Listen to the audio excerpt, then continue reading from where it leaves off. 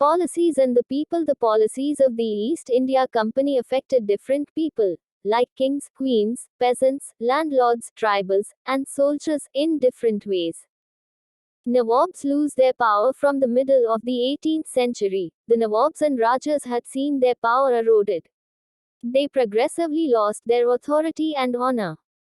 The inhabitants had been stationed in numerous courts. The freedom of the rulers had been reduced, their armed forces dismantled, and their revenues and territories removed in stages. Numerous family leaders have attempted to negotiate with the company to protect their interests. For example, Rani Lakshmibai of Jhansi wanted society to recognize her adoptive son as heir to the kingdom after her husband's death. The company even started planning how to terminate the Mughal dynasty. The Mughal king's name has been removed from coins minted by the society. The peasants and the sepoys, peasants and zamindars from the countryside, resented the high taxes and the rigid methods of revenue collection. Many lost their lands as they failed to pay back their loans to the money lenders. The Indian sepoys who were employees of the company were unhappy about their pay, allowances and conditions of service. When sepoys were told to go to Burma to fight for the company via sea route, they refused to go but agreed to go via land route. The company passed a law in 1856, which stated that every new person who took up employment in the company's army had to agree to serve overseas, if required. Sepoys also reacted to what was happening in the countryside. So the anger of the peasants quickly spread among the sepoys. Responses to reforms. The British reformed Indian society by passing laws to stop the practice of sati and to encourage the remarriage of widows. English education was widely promoted. After 1830, Christian missionaries were allowed to function freely in its domain and own land and property. A new law was passed in 1850 to convert into Christianity easier. The law allowed Indian Christians to inherit the property of their ancestors. The English were determined to wipe out the religions of Hindu and the Muslims. A mutiny becomes a popular rebellion. A large number of people believe that they have a common enemy and rose up against the enemy at the same time. For such a situation to develop, people have to organize, communicate, take initiative, and display the confidence to turn the situation around. In May 1857, English East India Company faced a massive rebellion. In several places, sepoys mutinied beginning from Meerut, and a large number of people from different sections of society rose up in rebellion. It is considered as the biggest armed resistance to colonialism in the 19th century. From Meerut to Delhi on the 29th of March 1857, Mangal Pandey was hanged to death for attacking officers in Barrackpore. Some sepoys of the regiment Meerut refused to do army drill using the new cartridges, suspected of being coated with the fat of cows and pigs. On the 9th of May 1857, 85 sepoys were dismissed from service and sentenced to 10 years in jail for disobeying their officers. The soldiers released the imprisoned sepoys from the Meerut jail on the 10th of May. The soldiers were determined to bring an end to their rule in the country. The sepoys rode all night of the 10th of May and reached Delhi in the early hours next morning.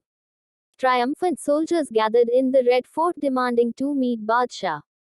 Bahadur Shah Zafar accepted the demand and wrote letters to all the chiefs and rulers of the country to come forward and organize a confederacy of Indian states to fight the British.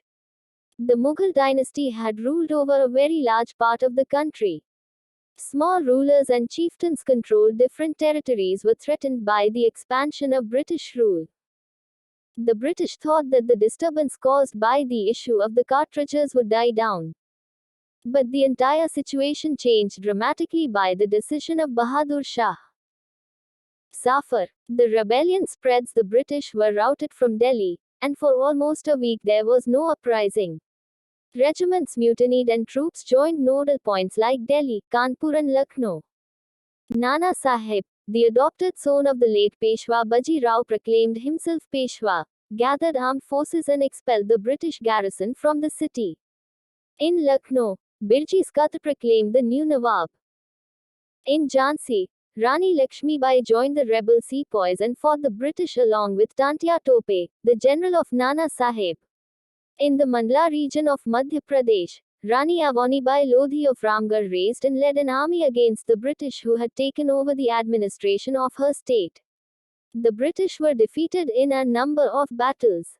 A situation of widespread popular rebellion developed in the region of Awadh in particular. Emergence of many new leaders. For example, Ahmadullah Shah from Faizabad, Bakht Khan in Delhi, Kumwar Singh in Bihar. The company fights back. The company brought reinforcements from England, passed new laws to easily convict the rebels. In September 1857, Delhi was recaptured and the last Mughal emperor, Bahadur Shah Zafar, was sentenced to life imprisonment. In March 1858, Lucknow was taken and Rani Lakshmibai was defeated and killed in June 1858. Rani Avanibai chose to embrace death when surrounded by the British on all sides. Company fights back. Tantia Tope was captured, tried and killed in April 1859. The defeat of rebel forces encouraged desertions. To win people loyalty, the British announced rewards for loyal landholders, who will continue to enjoy traditional rights over their lands. If anyone who rebelled against the British surrendered themselves and if they had not killed any white people, they would remain safe and their rights and claims to land would not be denied. Aftermath. By the end of 1859, the British had regained control of the country. In 1858, a new act was passed and transferred the powers of the East India Company to the British Crown in order to ensure more responsible management of Indian affairs. A member of the British cabinet was appointed Secretary of State for India and made responsible for all matters related to the governance of India. He was given a council to advise him, called the India Council. The Governor General of India was given the title of Viceroy. Through these measures, the British government accepted direct responsibility for ruling India. All ruling chiefs were assured that their territory would never be annexed in future. They were allowed to pass on their kingdoms to their heirs, including adopted sons. The Indian rulers were to hold their kingdoms as subordinates of the British Crown. The proportion of Indian soldiers in the army were reduced and the number of European soldiers increased. Muslims' land and property were confiscated on a large scale and they were treated with suspicion and hostility. The British decided to respect the customary religious and social practices of the people in India. Policies were made to protect landlords and zamindars and give them security of rights over their lands. Important dates: 1801